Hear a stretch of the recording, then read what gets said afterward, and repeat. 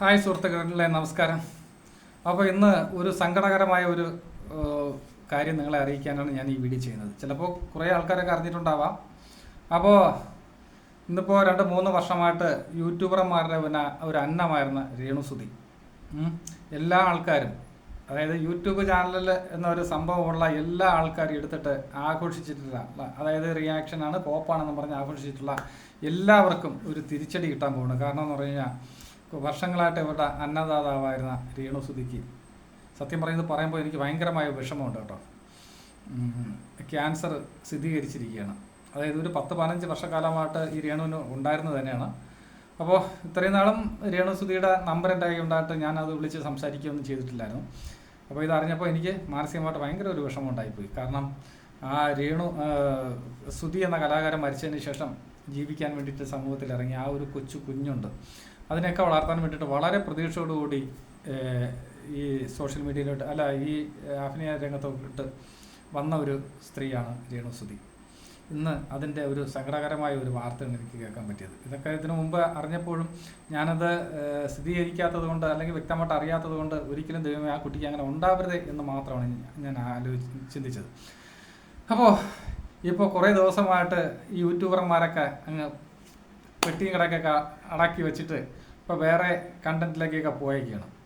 രേണുസുതി എന്നൊരു പേരുണ്ടെങ്കിൽ അവന്മാർക്ക് റീച്ചായിരുന്നു, കാശായിരുന്നു, ലക്ഷങ്ങളാണ് സമ്പാദിച്ചുകൊണ്ടിരുന്നത്.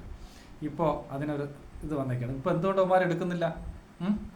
പിന്നെ ഒരു സൈഡിൽ കൂടെ ഉപദേശങ്ങളും തന്തയ്ക്ക് വിളിയും തള്ളാക്കി വിളിയും ആ സ്ത്രീ അനുഭവിക്കാനുള്ളതും കേൾക്കാനുള്ളതും എല്ലാം അതിനപ്പുറവും കേട്ടു തഴമ്പിച്ച്. കാരണം ആ സ്ത്രീ അത്രത്തോളം നാണക്കേട് സമൂഹത്തിൽ. എനിക്ക് ഈ ഈ ഈ പല തന്തയ്ക്കുണ്ടായത്, അതായത് പട്ടി എന്ന് പറയാൻ പറ്റത്തില്ല, ഈ തെരുവ് പട്ടിക്കുണ്ടായ നായിൻ്റെ മക്കളോട് ഞാൻ ചോദിക്കണം, ആ സ്ത്രീ നിങ്ങൾക്കൊക്കെ എന്ത് ദ്രോഹമാണ് ചെയ്തത്? എന്തെങ്കിലും ഒരു ദ്രോഹം ചെയ്തിട്ടുണ്ടോ? ഇത്രയും വർഷം അതിനാ സ്ത്രീ ഓരോ തന്തയ്ക്ക് മുമ്പേ ഉണ്ടായവന്മാർ ദിവസവും അവന്മാരുടെ ചാനലിൽ എന്തെങ്കിലും ഒരു പേര് വന്നു രേണുസുതി എന്നൊരു പേരില്ലെങ്കിൽ അവന്മാർക്ക് റീച്ചില്ല അത്രത്തോളം. പിന്നെ സാധാരണ എന്തെങ്കിലും ഒരു വിഷയം വന്നു കഴിഞ്ഞാൽ അതിനെക്കുറിച്ച് 1, 2, 4 വീഡിയോ ചെയ്യുമ്പോൾ അത് കളയും. ഇതല്ല, ഇത്രയും വർഷം ഓരോ തന്തയ്ക്ക് മുമ്പായി ഉണ്ടായമാരെടുത്ത് തീട്ടം നിന്നുകൊണ്ടിരുന്നതാണ്. ഇപ്പോൾ ആ സ്ത്രീക്ക് സത്യം പറയാമല്ലോ, എനിക്ക് ഭയങ്കരമായിട്ട് ഒരു അതായത് എനിക്ക് ഇത് അറിഞ്ഞിട്ട് 1-2 പേര് വിളിച്ചപ്പോൾ ഞാൻ അവരുടെ നമ്പർ കൊടുത്തു. അവർ വിളിച്ച് ചോദിച്ചതിന് ശേഷമാണ് ഞാൻ വിളിക്കുന്നത്. മാനസികമായിട്ട് ശരിക്കും സങ്കടമുണ്ട്. കാരണം എന്ന് പറഞ്ഞാൽ ഒരു മനുഷ്യർക്കും ക്യാൻസർ എന്ന് പറഞ്ഞ രോഗം എന്താണെന്ന് അറിയാമെന്നുള്ളവർക്കേ അറിയാം. അത്രത്തോളം വേദന സഹിക്കുന്ന ഒരു അസുഖമാണ്. അപ്പോൾ ഞാനത് വിളിച്ച് ചോദിച്ചപ്പോഴും ഇത് നേരത്തെ അറിയാമായിരുന്നു.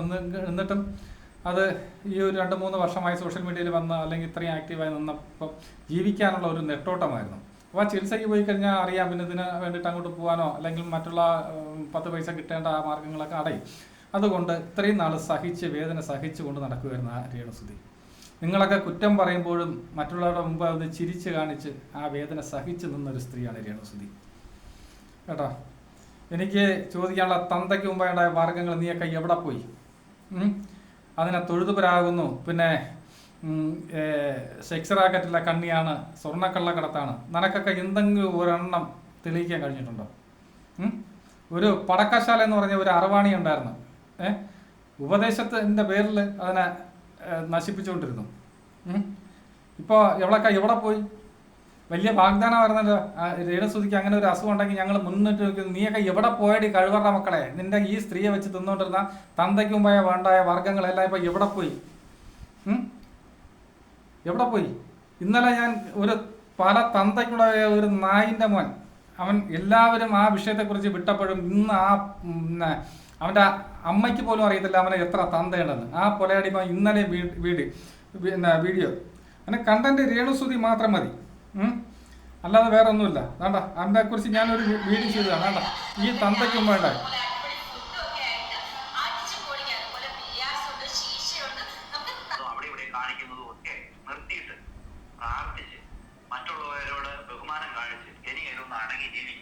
ബഹുമാനം നിന്റെ അടുത്ത് ബഹുമാനം കാണിക്കാൻ നീ ആരാടാ കഴിവറ മോനെ? മറ്റുള്ളവരുടെ അടുത്ത് ബഹുമാനം കാണിക്കാൻ നീ ഉപദേശിക്കാൻ നീ ഏത് പൊലയാടി മോനാ നീ? നിനക്കൊന്ന് മതിയായില്ലേ? നിന്റെ ഈ കോപ്പിലൊക്കെ ചാനലെടുത്ത് നോക്കിക്കഴിഞ്ഞാൽ ഈ രേണുസുതി അല്ലാതെ നിനക്ക് വേറെ ആരും ഇല്ലല്ലോടാ പൊലയാടി മോനെ.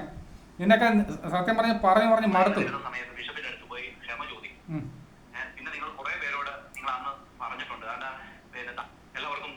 സ്വാഗതം. കണ്ടില്ലെങ്കിൽ ഞാൻ ഊമ്പി പോകും. പോടാ.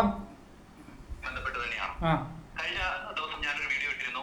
രേണു ബഹ്റിനിലായിരുന്നു പറഞ്ഞുകൊണ്ടുള്ള ഒരു വീഡിയോ. അതിനകത്ത് ഈ പറയുന്ന കൊല്ലം സുധിയുടെ ചരമ ദിവസം ബിഷപ്പ് നോബിൾ അമ്പലവേലിൽ അവരുടെ വീട്ടിൽ പോവുകയും പ്രാർത്ഥിക്കുകയൊക്കെ ചെയ്തപ്പോൾ ആ വീഡിയോയ്ക്ക് താഴെ നിരവധി പേരാണ് ഈ തിരുമേനിയെ കുറ്റപ്പെടുത്തിക്കൊണ്ടും തിരുമേനിയെ തെറിവിളിച്ചുകൊണ്ടും കമന്റ് ഇട്ടിരുന്നത്. അത് വെച്ചുകൊണ്ട് ഞാനൊരു വീഡിയോ ചെയ്തിരുന്നു. അദ്ദേഹം എന്ത് തെറ്റാണ് ചെയ്തത്? അദ്ദേഹത്തിന്റെ മുമ്പിൽ വന്ന് മാപ്പ് ചോദിച്ചു കഴിഞ്ഞാൽ അദ്ദേഹം ക്ഷമിച്ചു കൊടുക്കേണ്ടത് അദ്ദേഹം. അതായത് ഇവൻ ഈ 24 ആൾക്കാർ കണ്ടു ഇന്നലെ അപ്ലോഡ് ചെയ്ത വീഡിയോ ആണ്. അപ്പോൾ ഇവൻ ഈ കണ്ടന്റ് നിർത്താൻ താല്പര്യമില്ല. ബാക്കിയുള്ള യൂട്യൂബർമാരെല്ലാം നിർത്തിയിട്ടും ഇവന് ഈ വീണ്ടും രേണു സുധിയെ വെച്ച് തിന്നുക തന്നെ വേണം. എടാ, തന്തയ്ക്ക് മുമ്പേ ഉണ്ടായവനെ നാണമുണ്ടോടാ പോലെയടി മോനെ. ആ സുഖമില്ലാതിരിക്കുന്ന സ്ത്രീയെ ഇനിയെങ്കിലും നിനക്ക് വെറുതെ വിടാൻ വയ്യേ? പല തന്തയ്ക്കുണ്ടായവനെ. നീക്ക് ഞാൻ ഇതൊക്കെ പറഞ്ഞിട്ട് നീ ഒന്നും രംഗത്ത് വരാത്തെന്തേ?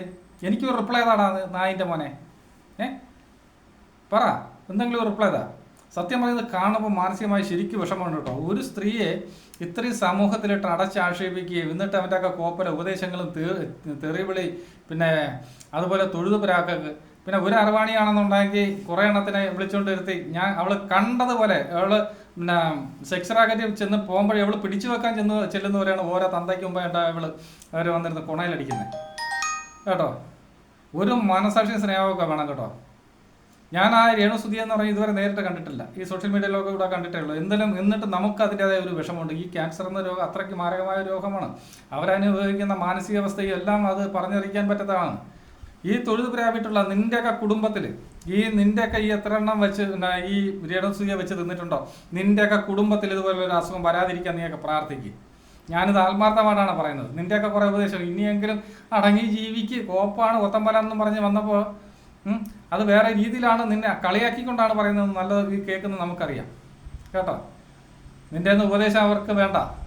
ആ സ്ത്രീയെ ജീവിക്കാൻ അനുവദിച്ചാൽ മതി. അതിനെ പുറത്തിറങ്ങാൻ വയ്യ, മിണ്ടാൻ പാടില്ല. എന്തെങ്കിലും ഒരു തമാശ പറഞ്ഞാൽ അത് പൊട്ടിക്കൊഴിച്ചുകൊണ്ട് വരുവാണ്. അതിനെന്തെങ്കിലും അതിൻ്റെതായ രീതി അനുസരിച്ച് ഒരു വീഡിയോ എടുത്തിട്ട് കഴിഞ്ഞാൽ അതും പൊക്കി പിടിച്ചുകൊണ്ട് വരുവാണ്. ഒരു മര്യാദ വേണ്ടടോ നീയൊക്കെ. ഒരു മര്യാദ വേണ്ടേ? ഒരു അതിൽ ബ്ലോക്ക് ഉണ്ട്. അവനാണ് ഈ തന്തയ്ക്ക് മുമ്പായണ്ട ഇവനാണ് എല്ലാം ആദ്യം കുത്തിപ്പൊക്കി കൊണ്ടുവരുന്നത്. അതിൻ്റെ വാലയെ പിടിച്ച് കുറേ വാലാട്ടിപ്പട്ടികൾ, പെണ്ണുങ്ങളുണ്ട് കൂത്തികൾ, എവളൊക്കെ എന്ന് പറഞ്ഞാൽ സഹിക്കാൻ വയ്യ. വന്നിരുന്ന് കൊണയിലടിക്കുന്ന കേട്ട് കഴിഞ്ഞാണ്ടല്ലോ, അവളൊക്കെ പതിവ്രത ആളാണ്. എവളൊക്കെ വീട്ടിൽ എവളൊക്കെ യാമനൊക്കെ കയറി പരിപാടി നിന്ന് അവൾക്കും അത്ര അറിയാം. എവളും ആരാണ് സോഷ്യൽ മീഡിയയിൽ വന്നിരുന്ന് കൊണയിലടിക്കുന്നത്? ഇതിനൊക്കെ